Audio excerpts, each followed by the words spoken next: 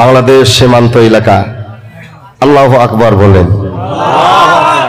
আমাদের বাড়িতে গেলে মোটামুটি ধরেন আসাম পার হয়ে মেঘালয় যেটা সীমান্ত এলাকা, ওখান থেকে 4-5টা গেট পার হতে লাগে, কারোতারের গেট।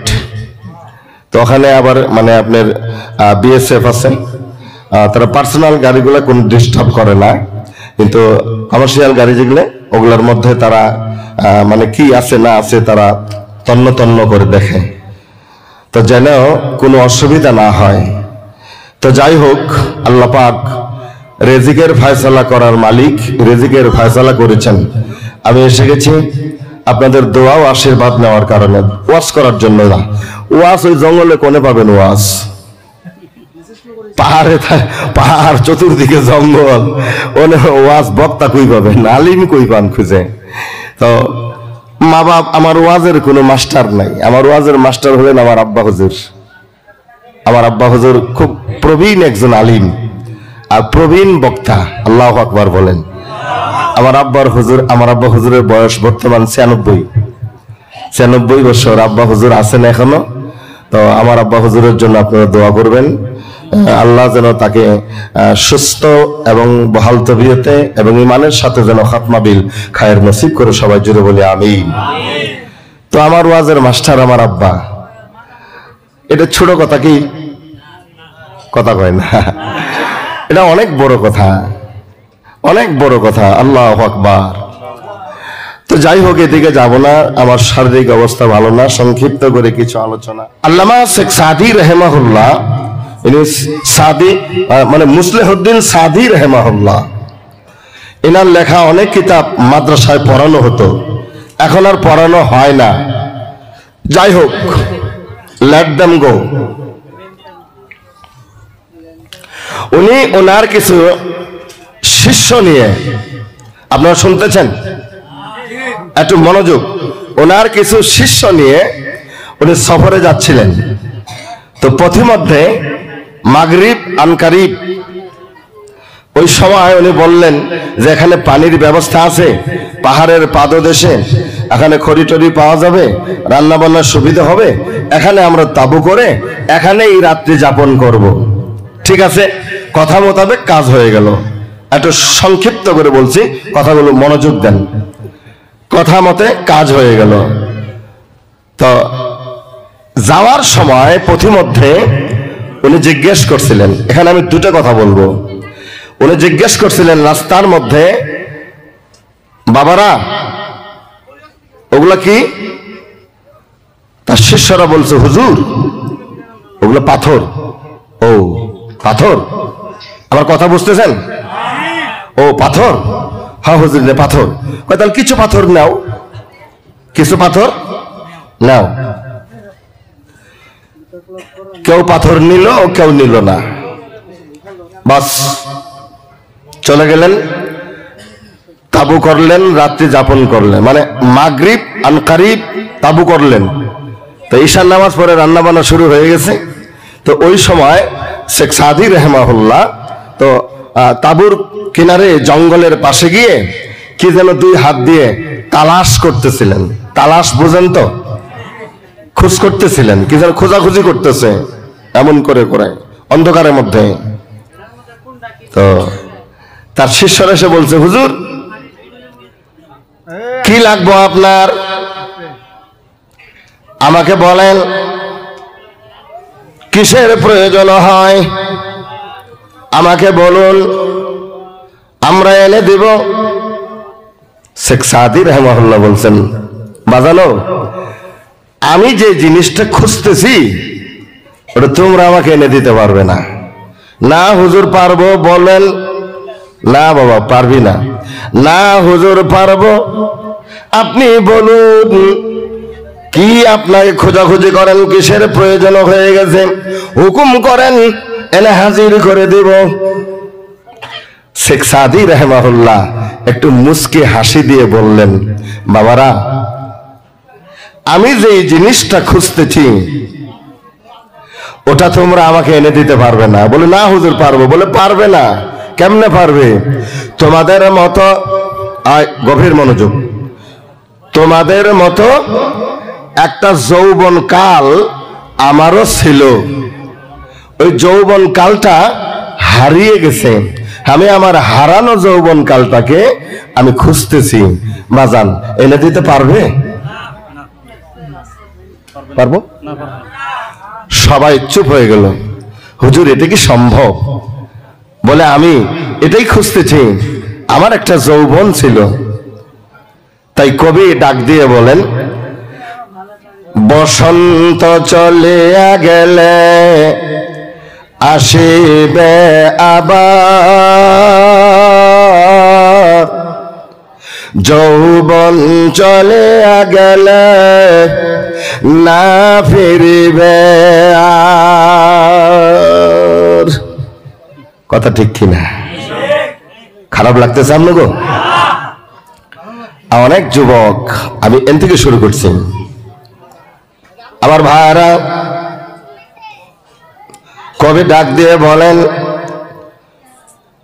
ঠান্ডার সময় যদি চলে যায় আবার ফিরে আসবে, গরমের সময় চলে গেলে আবার ফিরে আমাদের কাছে আসবে।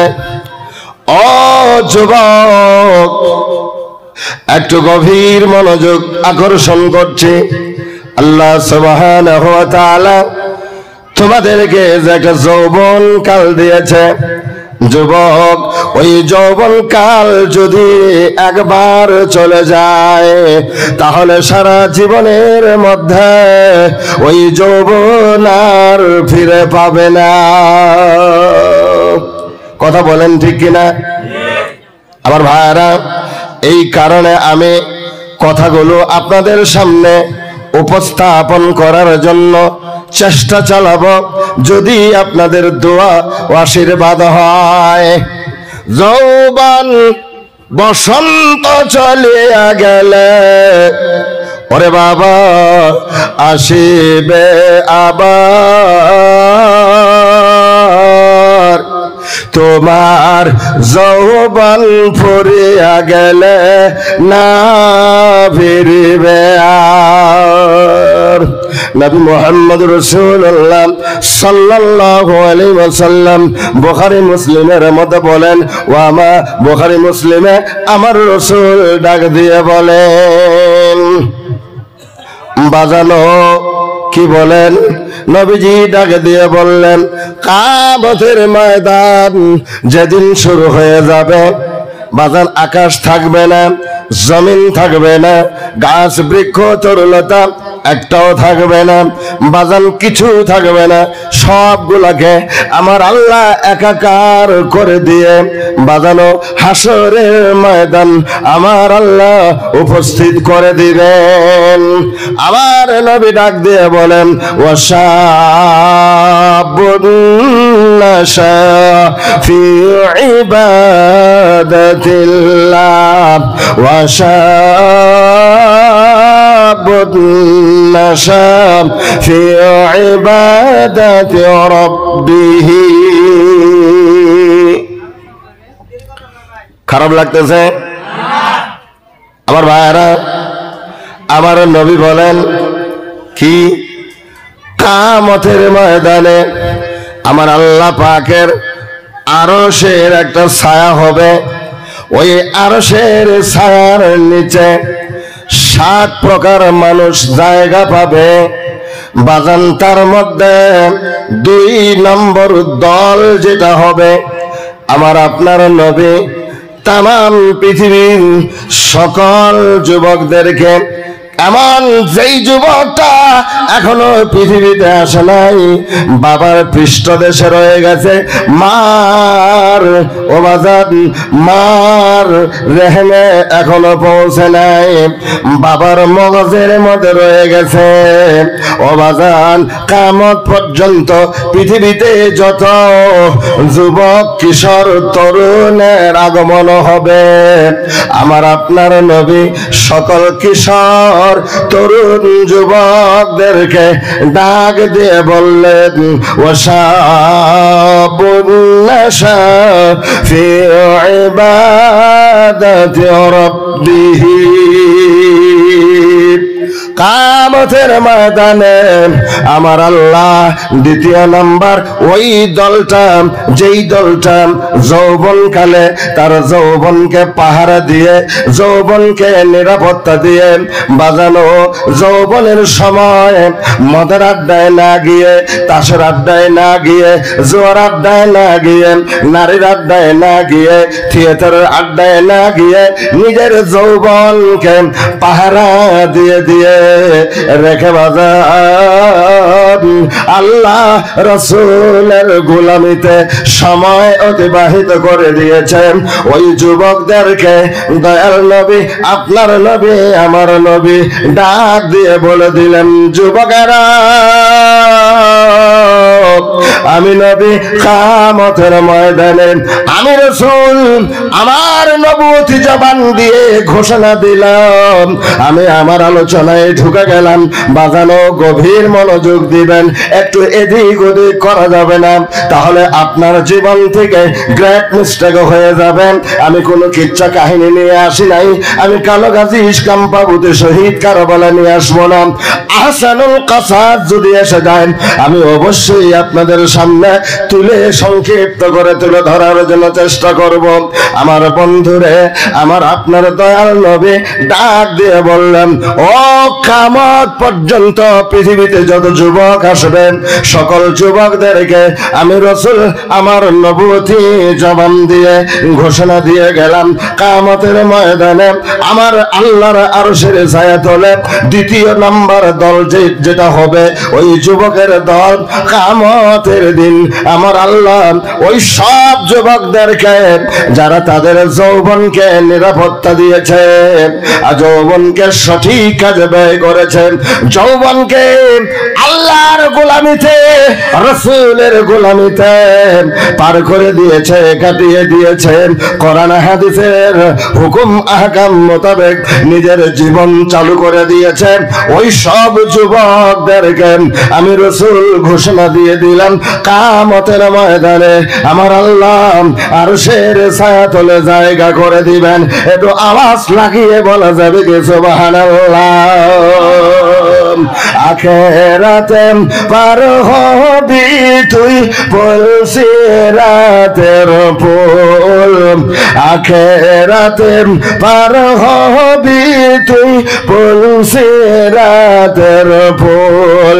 লা ইলাহা ইল্লাল্লাহ, লা ইলাহা ইল্লাল্লাহ মুহাম্মাদুর রাসূল। আখিরাতে পার হবি তুই পুলসিরাতের পুল।